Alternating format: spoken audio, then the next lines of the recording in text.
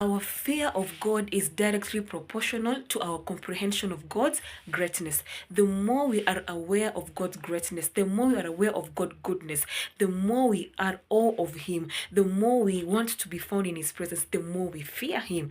If you are someone who wants to understand what the concept of the fear of God truly means, or if you want to know more about what the fear of God is and what it is not, then you need to read this book, The Awe of God by John Bevere.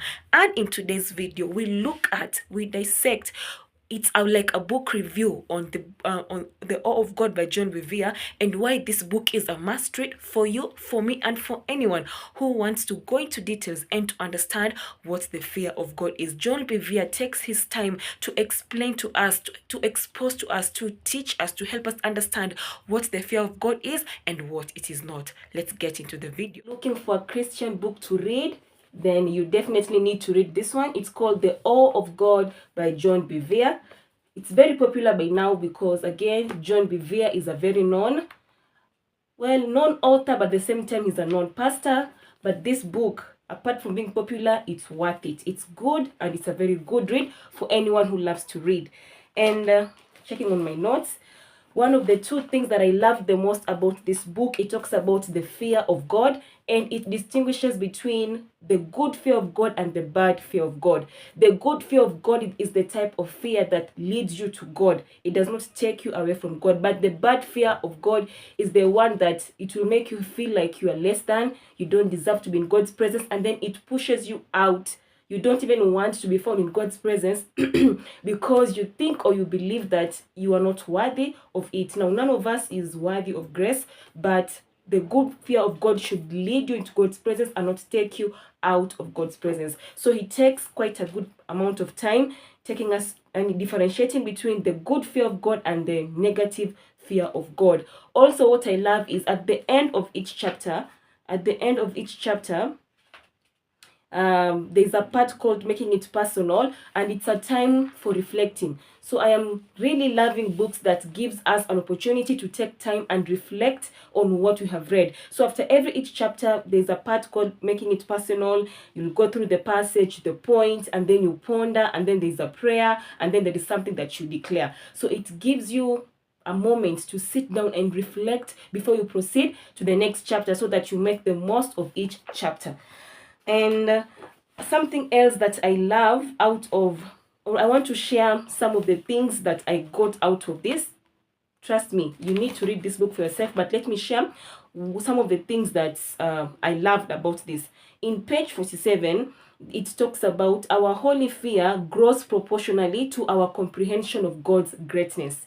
So the more you understand how great God is, the more you fear him. Again, it is not the type of fear where you don't, like when we fear men, sometimes we are scared of them.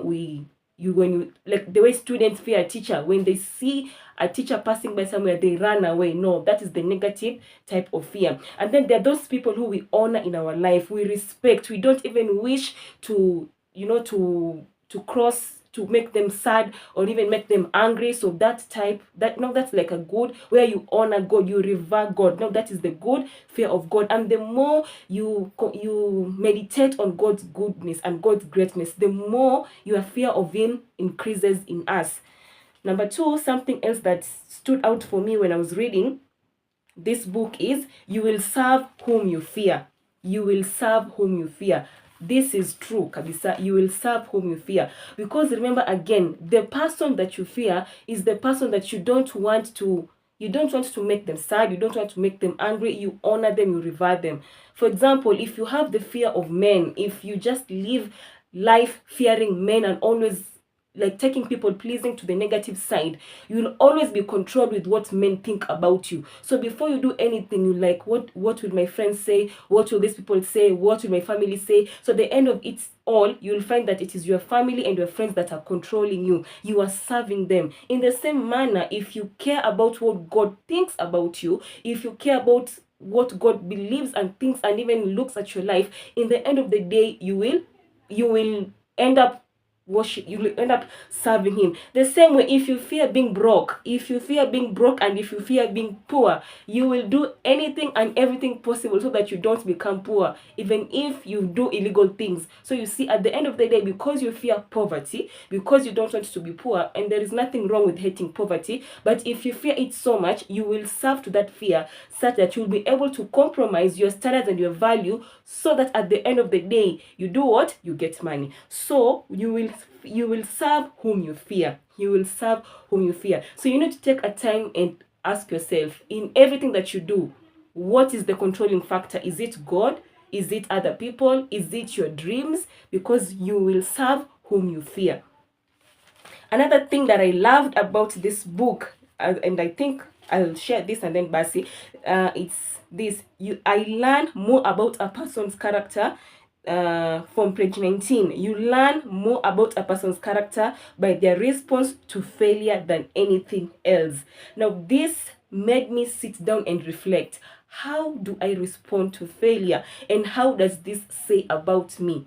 Because there are people, when they fail, there is personal failure, and then there is other people's failure. Like when you fail, your world has come to an end. You learn so much about that person's character. You think someone is feeling defeated because you failed, you're feeling defeated, you're like, oh, I can never make it in life. So if that is how you respond to failure, then it reveals something about your character. Perhaps you have little faith in God. Perhaps you have little faith in yourself. So how somebody responds to how somebody responds to failure reveals about their character. In the same way, how somebody responds to another person's failure also reveals their character. When you're working on a project with a colleague or someone else, when they fail, how do you react? Are you quick to become harsh? Do you understand? Do you offer counsel?